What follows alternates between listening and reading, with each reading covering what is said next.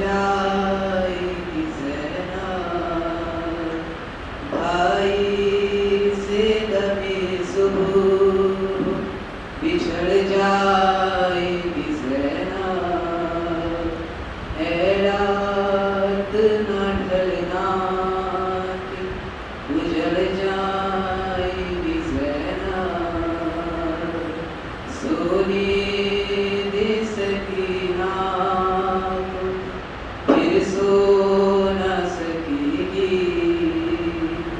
रोना भी जो चाहेगी तो फिर रो न सकेगी, असगर से मुलाकात तो कब हो न सकेगी, ऐ रात न ढलना कि उजड़ जाएगी ज़ैनब, घबराई हुई लाल है सहमी हुई माएँ, जी भर के मैं दे लूं अली अकबर को दुआएं, लेना है अभी और मोहम्मद की भलाएं, ऐ रात न ढलना कि उजड़ जाएगी ज़ैनब, ऐ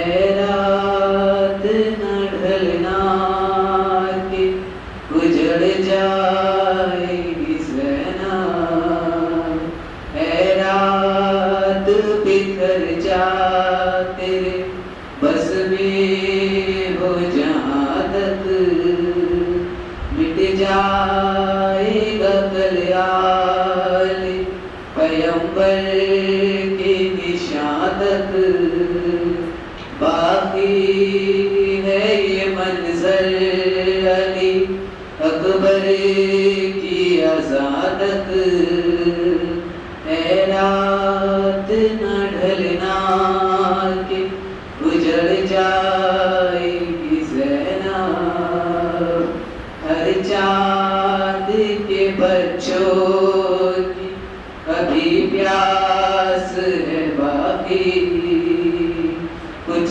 आँखों में हसरत है तो कुछ आस है बाकी, लेकिन मेरा अब्बास अभी, लेकिन मेरा भाई मेरा अब्बास है बाकी, ऐ रात न ढलना कि उजड़ जाएगी ज़ैनब, बाकी है अभी आले मोहम्मद का सकीना, बेटी को सुलाने को है शबीर का सीना, झूला अली असगर का झुलाती है सकीना, ऐ रात न ढलना कि उजड़ जाएगी ज़ैनब, कल कौन सुनेगा यहाँ मेरी आग का भी, होगा तहे खंजर मेरे भाई का गला भी, खेमों तो सर पे नहीं होगी रिदा भी, ऐ रात न ढलना कि उजड़ जाएगी ज़ैनब, ऐ रात घड़ी भर को तू रहने दे सुकून में,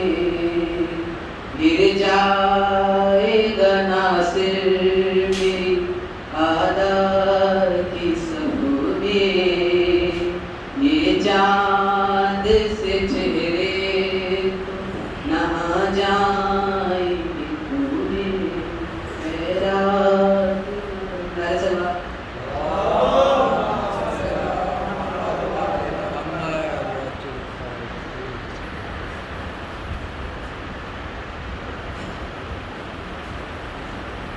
بسم اللہ الرحمن الرحیم الحمدللہ رب العالمین والصلاة والسلام سیدنا و نبینا و شفیعنا و مولانا مولا الثقلین جد الحسن والحسین والقاسم محمد صلوات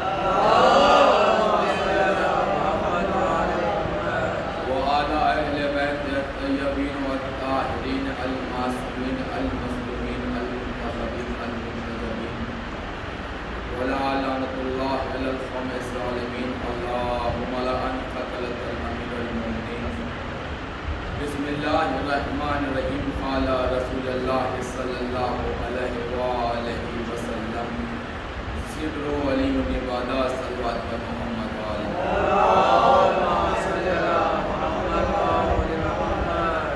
عزیزان گرامی، جیسا کہ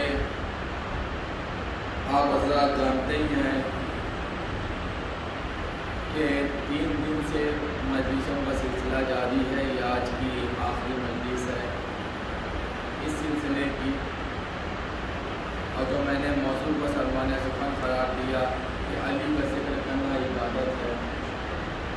میں 2 دن سے اسی سلسلے کی مجلس میں یہ پڑھ رہا تھا کہ علی کی دشمنی کی بنیاد کیا ہے، اور آج کی مجلس میں مجھے علی کی دشمنی کی انتہا پہنچی ہے کہ علی کی دشمنی کہاں تلک پہ پہنچی۔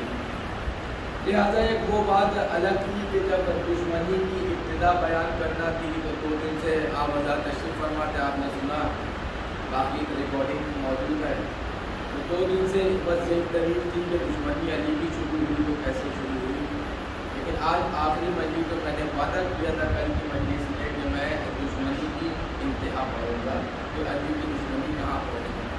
لیکن قبل اس کے کہ میں علی کی دشمنی کی انتہا پڑھوں، میں چاہتا ہوں کہ اس سے پہلے کچھ علی کے اختیارات پڑھوں۔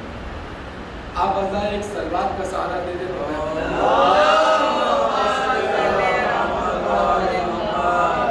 عزیزان گرامی، مولا کے کہنے والے ولایت امیر المومنین علی بن ابی طالب میں قائل رہنے والے آقا حسین کی اولادوں کی خاک کا صدقہ کھا کر موان چلنے والے ہیں کہ شکر بھیجے نمازوں میں کہ زندگی کی ابتدا سے لے کر کے انتہا تلک بھی اگر سجدے کی حالت میں اللہ کا شکر ادا کیا جائے تو سجدے کا شکر کم پہنچ جائے گا مگر اللہ کی عطا کم نہیں پڑے گی، کہ اللہ نے امیر المومنین جیسا ایک ہمیں امام ایسا عطا کیا، یہ کائنات میں جس کی کوئی مثال نہیں، یہ کائنات میں جس کو آج تلک کے کوئی سمجھ بھی نہ پایا، کہ ہر جگہ یہ کہا جاتا ہے کہ علی کا ذکر کریں اور نبیوں کا ذکر کریں، بھائی ایک نبی کا ذکر کریں تو وہ بات الگ ہو جائے گی، لیکن ایک نبی کے ذکر میں خالی وہی نبی کا ذکر ہوگا۔ اگر آدم کا ذکر کرے تو ذکر محدود ہوگا، اگر نوح کا ذکر کرے تو ذکر محدود ہوگا، ابراہیم کا ذکر کرے تو ذکر محدود ہوگا، اسماعیل کا ذکر کرے تو ذکر محدود ہوگا۔ ہم چاہتے ہیں کہ کیوں نہ کسی ایسے کا ذکر کرے کہ ذکر ایک کا ہو، شامل آدم بھی ہو جائے، شامل عیسیٰ بھی ہو جائے، شامل موسیٰ بھی ہو جائے، شامل ابراہیم بھی ہو جائے، اسماعیل بھی ہو جائے، یہاں تک کہ کل ملا کے کہنے کا مطلب یہ کہ 1,24,000 پیغمبر اس میں شامل ہو جائے۔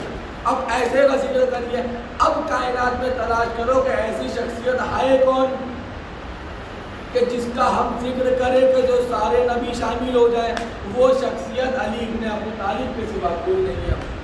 اب جب علی کا ذکر کرو تو اس میں آدم بھی شامل ہے، علی کا ذکر کرو تو اس میں نوح بھی شامل ہے۔ بھائی دلیل کیسی؟ جو ایک علم اللہ نے آدم کو دیا وہ نوح کو نہیں دیا، جو نوح کو دیا وہ ابراہیم کو نہیں دیا، جو ابراہیم کو دیا وہ اسماعیل کو نہیں دیا، لیکن علی وہ ہے کہ جو 1,14,000 پیغمبروں کا علم اور صلاحیت اور معجزات ایک بشر ایک ہستی میں رکھتا ہے، وہ ہے علی ابن ابو طالب۔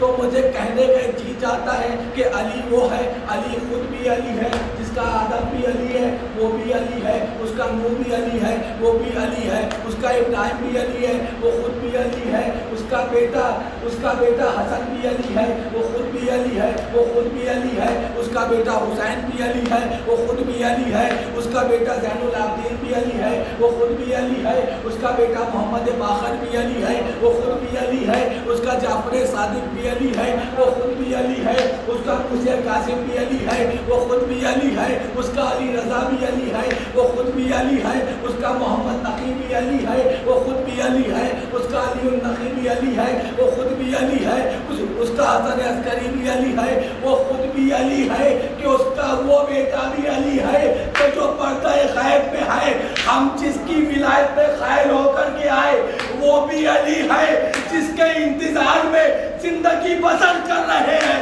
وہ بھی علی ہے۔ ایک صلوات پر محمد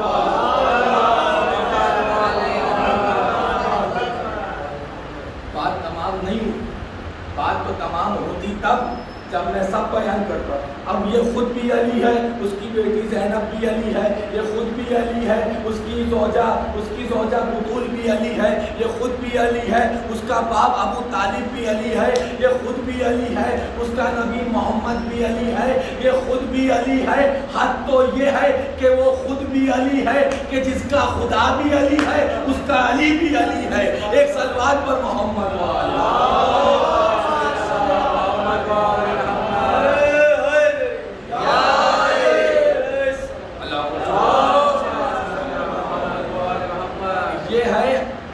کائنات کی ایک ایسی ہستی کہ جس کا ایک کا ذکر کیا جائے تو اس میں 1,24,000 کا ذکر ہو جائے۔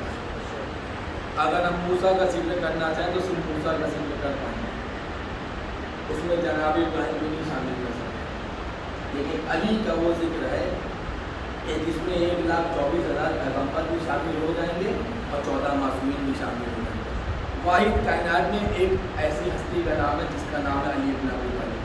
اس پروردگار عالم نے وہ اختیارات عطا کیے، مجھ سے کسی نے کہا سوال کیا کہ سنا ہے کہ علی مردوں کو جلاتے تھے، سنا ہے کہ علی روحوں سے باتیں کرتے تھے۔ بھیا یہ سنا ہے علی مردے جلاتے تھے، یہ علی کا کام نہیں ہے، یہ علی کے غلاموں کا کام ہے، یہ علی کے غلام کام کیا کرتے ہیں۔ علی کیا کرتے تھے نہ ہم بیان کر سکتے نہ آپ سن سکتے ہیں۔ علی کو سمجھنے کی صلاحیت چاہیے ہوتی، پہلے علی کے غلاموں کو سمجھو پھر کہیں جا کے تمہیں علی سمجھ میں آئے گا، اور جب تمہیں علی سمجھ میں آئیں گے پھر کہیں جا کے تمہیں نبی سمجھ میں آئیں گے، کیونکہ نبی علی سے بھی اعلیٰ ہے۔ اور جب نبی سمجھ میں آئے گا پھر جا کے تمہیں اللہ سمجھ میں آئے گا، اللہ ان سب سے اعلیٰ ہے۔ صلوات پر محمد۔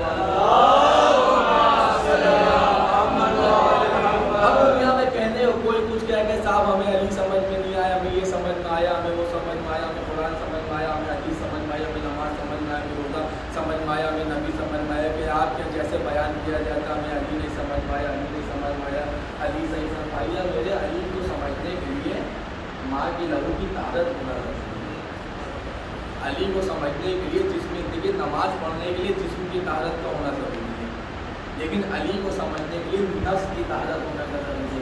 تمہیں ابو طلب کے غلام نہیں سمجھ پائے، اما جب علی کو سلمان و میزم و مقداد نہ سمجھ پائے تو ہم کیا سمجھ پائیں؟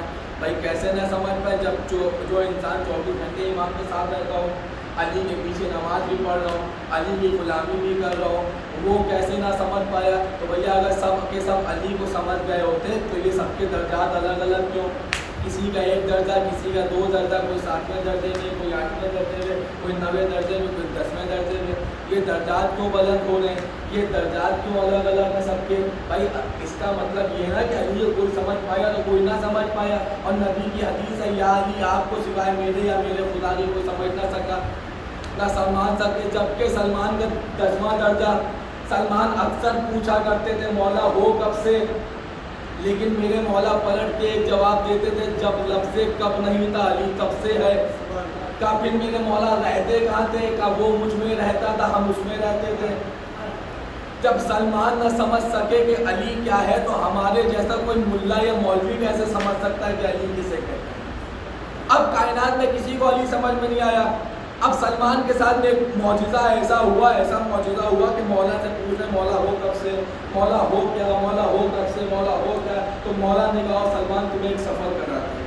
ایک بادل کو بلایا، اس کو بادلوں والی حدیث بھی کہتے ہیں۔ بادل کو بلایا، بادل کا ٹکڑا آیا، میرے مولا نے کہا سلمان بادل پہ سوار ہو۔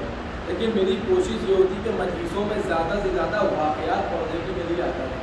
واقعات یہ ہوتے ہیں کہ واقعات لوگوں کو یاد رہتے ہیں۔ اگر ایک واقعات کو بھی سمجھ لیا، واقعے کو سمجھ لیا، ہمارے لیے بہت ہے، ہماری محنت سوادہ ہے۔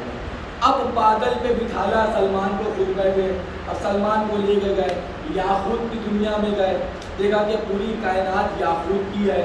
جب دیکھا کہ پوری کائنات یاقوت کی ہے تو یاقوت کی زمین و آسمان یاقوت کا ایک تخت ہے، ایک تخت پہ کوئی بیٹھا ہوا ہے، نیچے غلام زادے کھڑے ہوئے، اپنے سروں پہ سفید کلر کے امامے باندھے ہوئے، ہاتھ جوڑے ہوئے کھڑے ہیں۔ سلمان چاروں طرف دیکھ رہے ہیں مگر سمجھ میں نہیں آ رہا یہ کون سی دنیا ہے، یہ کون سی کائنات ہے۔ سلمان نے پوچھا یہ مولا کون سی دنیا ہے؟ کہا یہ یاقوت کی کائنات ہے، یاقوت کی کائنات ملے گئے۔ مولا کہتے کہ سلمان دیکھتے رہو، دیکھتے رہے، ایک تخت پہ نگاہ پڑی تو یاقوت کا تخت ہے، اس تخت پہ دیکھا کہ کوئی بیٹھا ہوا ہے، مگر غور سے دیکھا جو حکومت کر رہا تھا بیٹھنے والا بھی علی ابن ابی طالب تھا۔ پر جیسے علی کے چہرے کو دیکھا، یوں علی کے چہرے کو دیکھا، علی نے کہا سلمان آنکھیں بند کرو، سلمان نے آنکھیں بند کری، علی نے کہا سلمان آنکھیں کھولو، تو سلمان نے آنکھیں کھولی، دیکھا کہ ایک چاندی کی کائنات ہے، اس چاندی کی کائنات میں بھی وہی منظر کہ لوگ صفے، لوگ امامے باندھے ہوئے کھڑے ہوئے ہیں، ایک کوئی چاندی کا تخت ہے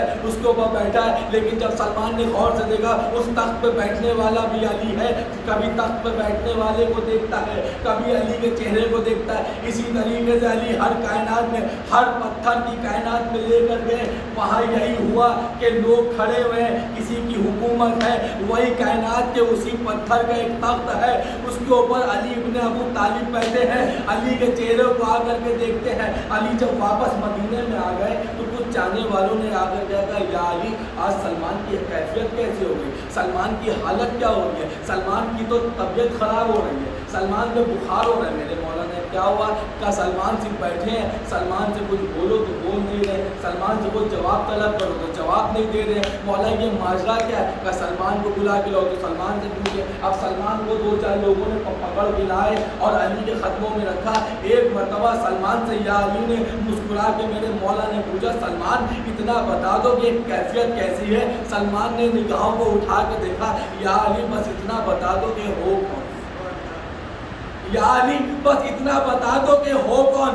کہا میں ایک بشر ہوں، وہ میرا خالق ہے۔ کہا اے میرے اللہ صفات تو اسی کے نظر آتے ہیں، کہا صفات اس کے ہیں مگر عطا کرنے والا اللہ ہے۔ سلمان کبھی گمراہی میں نہ چلے جانا، یہ سر کو جھکانے والا علی ہے، وہ علی ہے کہ جس کے سامنے میں سر جھکاتا ہوں۔ ایک صلوات پر محمد والا۔ اب دنیا کہے کہ سمجھ میں نہیں آ بھیا سلمان کو علی نہ سمجھ میں آ۔ اب جناب سلمان ایک مسجد سے نکل رہے، برآمد ہو رہے ہیں، اللہ کے نبی نے پوچھا سلمان کہاں سے آ رہے؟ کہا مسجد سے آ رہے ہیں۔ کہا اچھا مسجد سے آ رہے؟ کہا مسجد میں کون کون بیٹھا ہے؟ کہا کہ فلاں ابن فلاں، فلاں ابن فلاں، فلاں ابن فلاں، لوگوں میں نام لیا، یہ بیٹھے۔ کہا اور کوئی بیٹھا؟ کہا ایک بیٹھے کہ جن کو میں پہچانتا نہیں۔ نبی سوچے کوئی مسافر ہوگا، آیا ہوگا مسجد میں، یہ مسجد کی طرف روانہ ہو گئے۔ اب جیسے ہی مسجد کی طرف روانہ ہوگا کہ جتنوں کے سلمان نے نام لیے تھے وہ تو وہ موجود ہے، مگر جس کا نام نہیں بتایا تھا اس کی جناب علی بیٹھے۔ اب جناب علی سے پوچھا کہ یا علی آپ کب آئے؟ کہا میں بہت دیر سے عبادت کر رہا ہوں۔ کہا سلمان نے آپ کو دیکھا تھا؟ کہا دیکھا تھا۔ کہا میں نے سلمان سے پوچھا کہ وہاں کون کون بیٹھا، کہ سب کے نام بتایا مگر یہ کہا کہ ایک بیٹھے کہ جن کو میں پہچانتا نہیں۔ یا علی کیا سلمان آپ کو نہیں پہچانتے؟ کیا سلمان کو بلایا جائے؟ اچھا ایک صاحب بڑا خوش ہو گئے، اب سلمان آئیں گے، سلمان کو ڈانٹا جائے گا، اب وہ خوش ہو گئے، چلو سلمان تمہیں نبی نے بلایا، ان کی عادت تھی، اب چلو سلمان تم نے بلایا، نبی نے بلایا، اب لوگوں میں باتیں ہونے لگی، ابھی سلمان کو ڈانٹا جائے گا، سلمان کو ابھی ڈانٹ پڑے گی، نبی ڈانٹیں گے اور پھر ہم لوگ سلمان کا مذاق اڑائیں گے۔ سلمان کو جیسے مسجد میں داخل ہوئے، السلام علیکم یا امیر المومنین، السلام علیکم یا نبی اللہ کہہ کر کے داخل ہوئے، نبی کے خطوں کو چوما، نبی کے خطوں کو بوسا دیا۔ نبی نے کہا کیا آپ ان سب کو جانتے ہیں؟ کہا بے شک میں جانتا ہوں۔ کہا یہ جو کھڑے کیا آپ ان کو نہیں پہچانتے؟ کہا نہیں پہچانتے۔ کہا کیوں نہیں پہچانتے؟ یہ تو علی ابن ابو طالب ہے۔ کہتے یا نبی اللہ آپ ہی نے تو کہا تھا یا علی آپ کو سوائے میرے خدا کے یا میرے خدا کے کسی نے اس کائنات میں پہچانا نہیں، نہ میں خدا ہوں نہ میں نبی ہوں، تو میں علی کو کیسے پہچان سکتا ہوں؟ اب پتہ چلا کہ علی کو سمجھنے کے لیے یا تو اللہ ہونا ضروری ہے یا خود محمد ہونا ضروری ہے۔ ایک سلوات پر محمد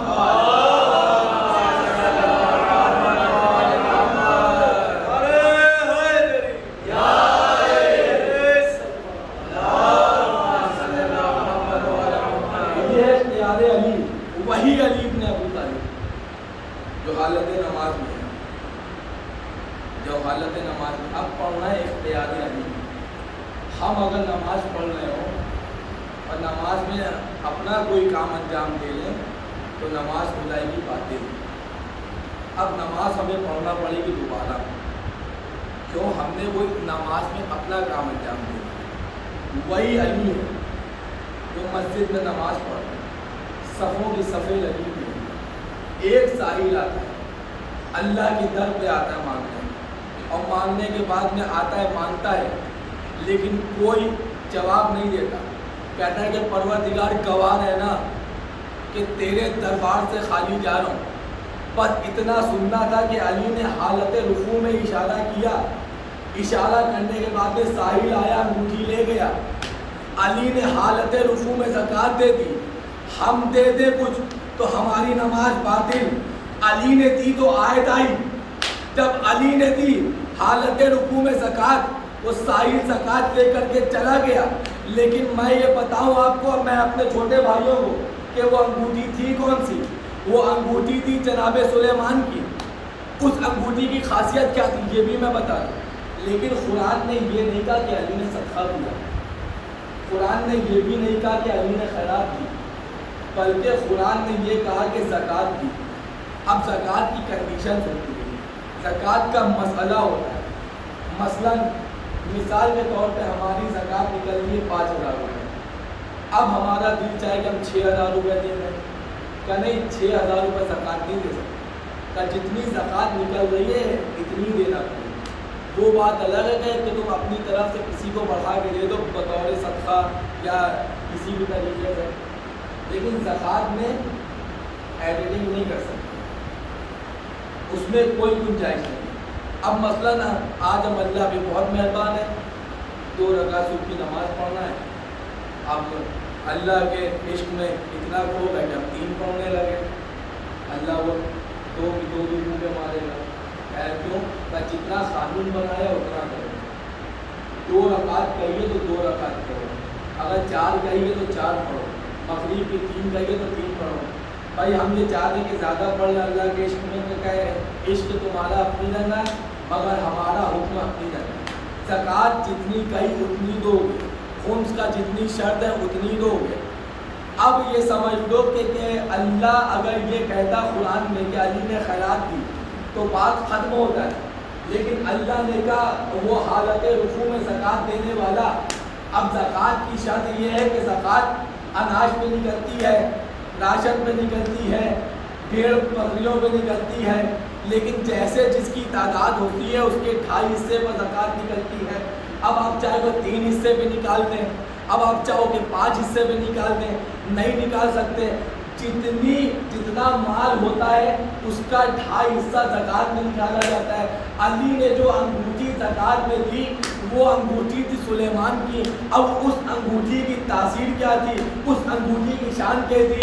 آئیے اللہ سے پوچھیں کہ پروردگار جو انگوٹھی سلیمان کو دی تھی اس انگوٹھی کی تاثیر کیا تھی، اس کی خاصیت کیا تھی؟ تو اللہ کہے گا اس کی خاصیت اتنی تھی کہ جب سلیمان اپنی اگنی میں انگوٹھی کو پہنتا تھا تو فرشتے ان کے اشاروں پہ چلتے تھے، میکائیل ان کے اشاروں پہ چلتے تھے، جن و پرند ان کے اشاروں پہ چلتے تھے۔ تو پتہ چلا یہ انگوٹھی پہن کر کے جناب سلیمان حکومت کرتے تھے۔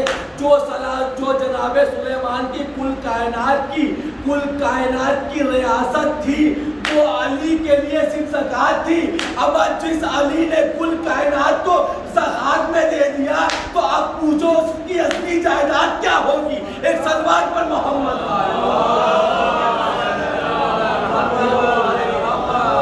اس علی ابن ابو طالب کی اصلی وراثت کیا ہوگی؟ بھائی جو سلمان کی جو अंगूठी है जो पूरी कायनात पे हुकूमत कर रहे हैं। कि अंगूठी को देखा तो फरिश्तों को हुक्म दे दिया, जिन्नातों को हुक्म दे दिया, इंसानों को हुक्म दे दिया, परिंदों को हुक्म दे दिया, अशर बशर सबको हुक्म दे दिया। वो अंगूठी अब जनाब सलमान से पूछेंगे अंगूठी आपके लिए क्या थी? क्या ये हमारे लिए पूरी कायनात थी? अली से पूछें आपके लिए क्या थी? तो अली मुस्कुरा के कहेंगे ये हमारे लिए ज़कात थी। इसीलिए कहते हैं कि सलमान बार बार पूछने मौला हो कब से, मौला हो कब से। कभी भी विलायत अमीरुल मोमिनीन को ना छोड़ना। विलायत अमीरुल मोमिनीन हमारी और आपकी इतनी बड़ी ताकत है, इतनी बड़ी ताकत है कि हमें और कोई बचा पाए या ना बचा पाए, मगर विलायत अमीरुल मोमिनीन एक इतनी बड़ी ताकत है कि जो तुम्हें हलाकत से भी बचा सकती है और तुम्हारी इबादतों को वाजिब करा करके उसकी बख्शिश भी करा सकती है। छठे इमाम जाफर सादिक इरशाद फरमाते हैं कि मुझे फख्र है कि मैं अली का बेटा हूँ। कौन इरशाद फरमा रहे? हमारे और आपके छठे इमाम क्या कह रहे हैं कि मुझे फख्र है कि मैं अली का बेटा हूँ। इससे कई ज़्यादा फख्र इस बात पर है कि हम अली की विलायत पे कायल हैं। मेरे मौला आपको अली की औलाद है, आपको अली का लहू है, अली का जिस्म आपका जिस्म है, अली का लहू आपका लहू, अली का नफ्स आपका लहू नफ्स, अली का इल्म आपका इल्म, अली भी वली आप भी वली। मौला कोई फ़र्क नहीं कि सबके सब अली है, ये सबके सब मोहम्मद है, सबके सब हसन है, सबके सब हुसैन है। फिर मौला ये माजरा क्या है कि आपने ये हदीस में इरशाद फरमाया कि मुझे फ़ख्र है कि मैं अली का बेटा हूँ। इससे कई ज़्यादा फ़ख्र इस बात पर है कि मैं अली की विलायत पे कायल हूँ। तो शायद इमाम पलट के जवाब दें कि अल्लाह ने किसी को इस कायनात में छोड़ा नहीं है कि जो अली की विलायत का इकरार करे। अब ये सोचते थे साहब बचपन में कि साहब उनकी क्या पता है कि जो अली की विलायत पे कायल नहीं है, साहब वो उस माहौल में नहीं पैदा हुए, उस घर में नहीं पैदा हुए, उस समाज में नहीं पैदा हुए, तो वो कैसे जाने अली हो। हम शिया माँ बाप क्या पैदा हुए, इसलिए हमें सिखाया गया बचपन से अली अली करना। तो हम ये सोचते हैं साहब वो काफिर कैसे हो गए, वो मुशरिक कैसे हो गए, उनकी ख़ता क्या है? ख़ता यही है कि अल्लाह जब इस कायनात में खुदा के लिए बेदार होकर सुन ले। कोई नतीजा आपकी समातों के हवाले करना चाहता हूँ कि अल्लाह ने एक निज़ाम बनाया। जिस शख्स को इस कायनात में भेजता था सबसे पहले उससे विलायत अमीरुल मोमिनीन का इकरार लेता था। अगरचे उसने विलायत अमीरुल मोमिनीन का इकरार लिया तो अली की चाहने वाली के शिकम में भेज दिया, और विलायत अमीरुल मोमिनीन का इकरार ना लिया या इनकार किया तो इधर उधर अली के दुश्मनों में भेज दिया। इसीलिए इमाम ने इरशाद फरमाया कि मुझे फ़ख्र है कि मैं अली का बेटा हूँ। इससे कई ज़्यादा फ़ख्र इस बात पर है कि मैं अली की विलायत में कायल हूँ। अज़ीज़ान गिरामी, हम यहाँ पर जो आए हैं वो एक बात अलग है, ये हमारे माँ बाप की लहू का तहरत है कि हमारे दिल में अली समाता है। मगर सबसे बड़ी फ़ख्र की बात यह है कि जब अल्लाह ने हमसे वहाँ इक़रार लिया था तो हम अली की विलायत को कबूल करके आए थे। इसीलिए अल्लाह ने हमें शिया अशना अशरी बना करके भेजा। सलमान पर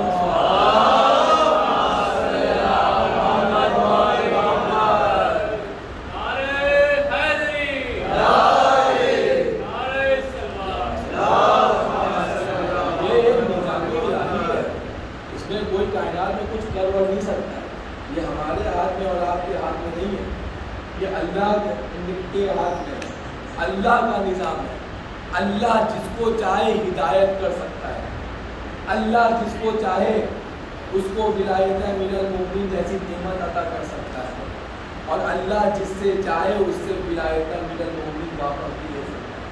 अगर कोई ज़ाहिरी शिया हो करके, मैं 3 दिन से इस मुद्दे में ज़रूर बात करता हूँ, अगर कोई ज़ाहिरी शिया हो करके दामने अहले बैत को छोड़ के दरबारों में जा कर के अपना सर झुका ले, वो कहने को तो सिर्फ शिया रहेगा, लेकिन अल्लाह जिस तरीके से विलायत अमीरुल मोमिनीन अता करता है उसी तरीके से वापस छीन भी लेता है।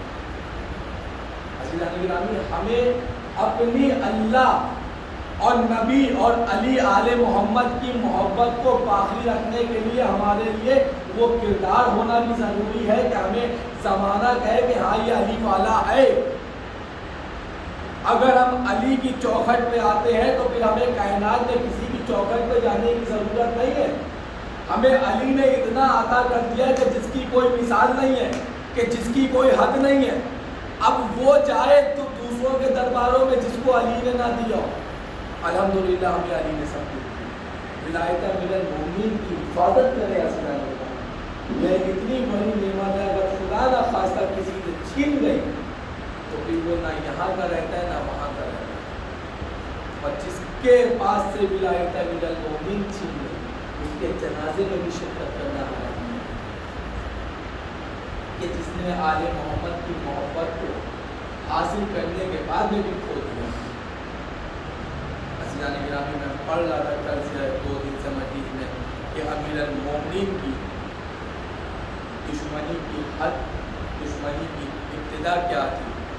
آج مجھے پڑھنا ہے کہ امیر المومنین کی انتہا، دشمنی کی انتہا کہاں پر ہوئی۔ عزیزان گرامی، مولا آپ کو سلامت رکھے، آپ کو ہر بلا مصیبت سے دور رکھے۔ یہ وہ انتہا تھی، ایک صلوات پر محمد والی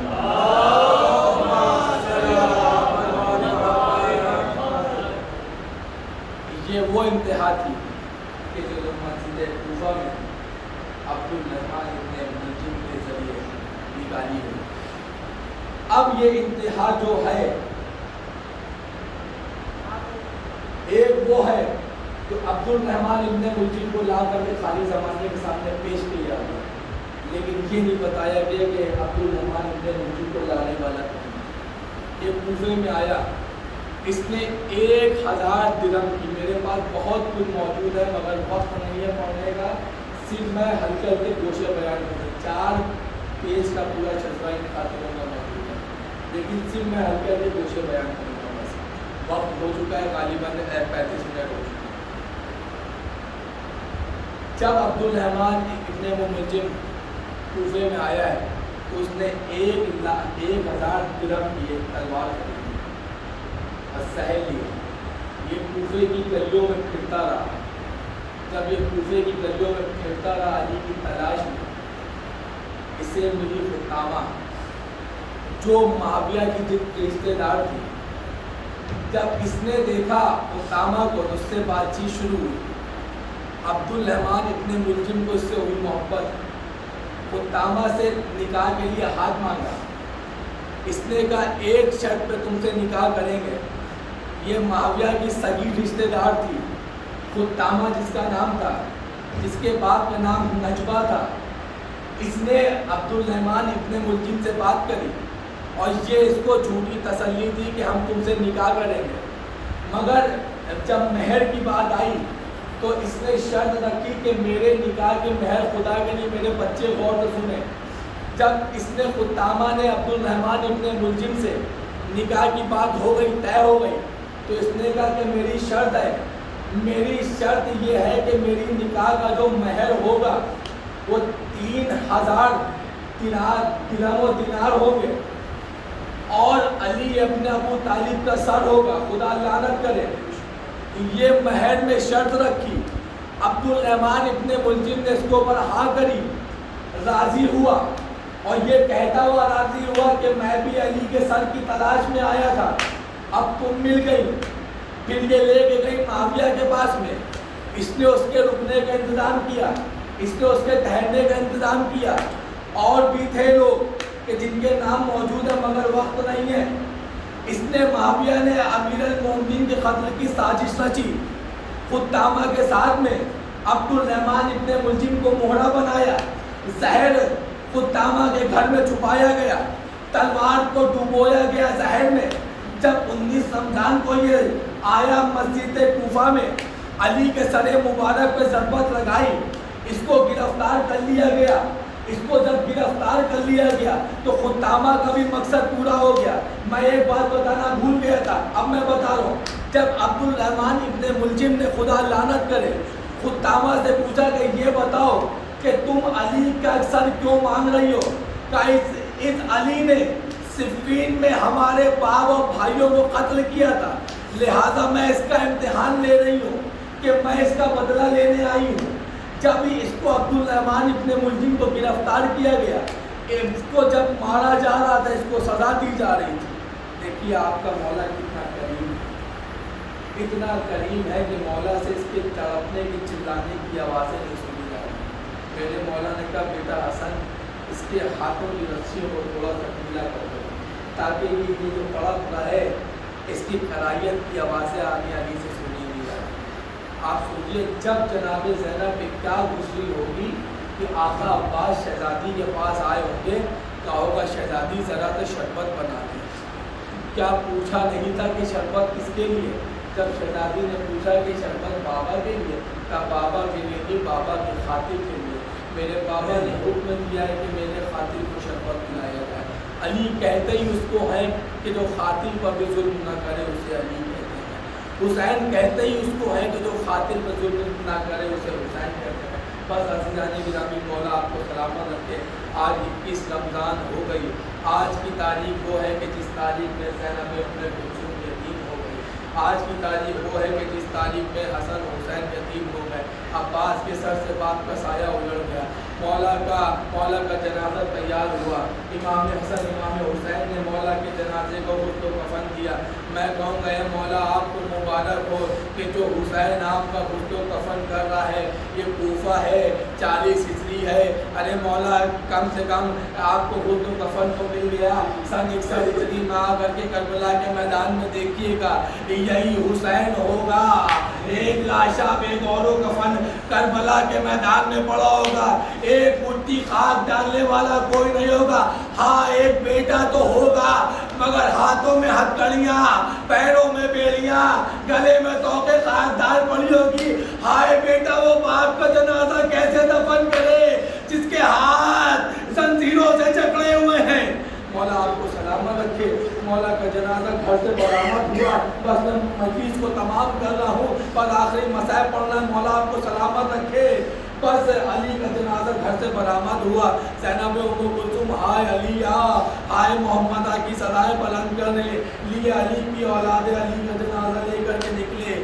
امام حسن امام حسین نے جنازے کو دفنایا، واپس آ کر کے جب راستے سے واپس آ رہے تھے تو دیکھا کہ ایک شخص بیٹھا ہے کہ جس کے ہاتھ پیر نہیں ہیں، وہ آنکھوں سے دیکھ نہیں سکتا، وہ تڑپ تڑپ کے رو رہا ہے۔ امام حسن امام حسین جا کر کے اس کے پاس بیٹھے، اس کی ایسی حالت تھی کوئی بیٹھنا نہ پسند کرتا، تو وہ جا کر کے امام حسن امام حسین بیٹھے، بیٹھنے کے بعد میں کہتے ہیں بھائی کیا بھوک لگی ہے؟ کہتا ہے ہاں مجھے بھوک تو لگی ہے مگر میں بھوک کے لیے نہیں رو رہا ہوں۔ کیا پیاس لگی ہے؟ کہا ہاں مجھے پیاس تو لگی ہے مگر میں پانی کے لیے نہیں رو رہا ہوں۔ کہا بھائی پھر رو کیوں رہا ہے؟ کہا میرے پاس میں ایک شخص آتا تھا، وہ مجھے اپنے ہاتھ سے بٹھال کر کے کھانا کھلاتا تھا، جب میں نے اس سے پوچھا بھائی تم کون ہو، وہ کہتا تھا کہ ایک غریب کے ساتھ بیٹھا ہے، ایک مسکین کے ساتھ بیٹھا ہے، کبھی اس نے نام نہیں بتایا مگر اتنا ضرور جانتا ہوں کہ جیسی خوشبو اس کے جسم سے آتی تھی ویسی خوشبو تمہارے جسم سے آتی ہے،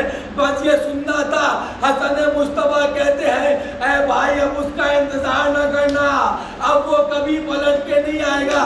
یہ سنتا ہے کہتے ہیں بھائی تم نے میرے اوپر احسان کیا، تم میرے پاس آ کر کے بیٹھے، میں تمہارا احسان مند ہوں مگر خدا کے لیے یہ نہ کہنا کہ وہ واپس نہیں آئے گا۔ ارے تم نے نہ پہچانا، میں وہ میرا بابا علی ہے، ہم اسی کے بیٹے حسن و حسین ہیں، ابھی کچھ دیر پہلے اس کے جنازے کو دفن کر کے آ رہے ہیں۔ ارے بس یہ سننا تھا، اس کے بھی جسم سے روح کو نکل گئی۔ ارے کہتا ہے کہ جب علی نہ رہے تو اب ہمارے جینے کا بھی مقصد کیا ہے؟ اللہ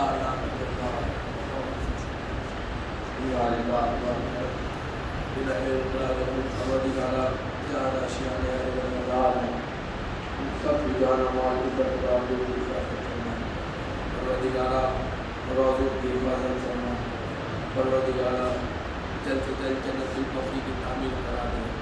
میرے معبود آپ حضرات اتنی بلند ترین الہ آمین کہیں گے تاکہ سید کونین آپ کے حق میں دعا کریں۔ میرے معبود ہمیں اس کائنات سے تب تلک کے نہ اٹھا جب تلک کہ اپنی آنکھوں سے سیدہ کونین کا روضہ تعبیر ہوتے نہ دیکھ لیں۔ میرے پروردگار ہم سب کے گناہ کبیرہ صغیرہ کو معاف فرما۔ میرے اللہ ہم سب کے نماز روزے کو قبول فرما، ہماری اس مختصر سی عبادت کو قبول فرما۔ پروردگارہ ہم سب کے گناہ کبیرہ صغیرہ کو معاف فرما۔ میرے معبود جو بیمار ہیں ان کے بیماری کے اللہ کے سب سے بے شفاء کاملہ عطا فرما، صحت کاملہ فرما۔ پروردگار ہمارے عاشور بھائی کی والدہ کو جناب سیدہ کے سب سے پروردگار شفاء کاملہ صحت کاملہ عطا فرما۔ میرے معبود اب اور امتحان نہ لے، سورہ کوثر کی آخری تفسیر امام مہدی کے ظہور میں تعریف فرما۔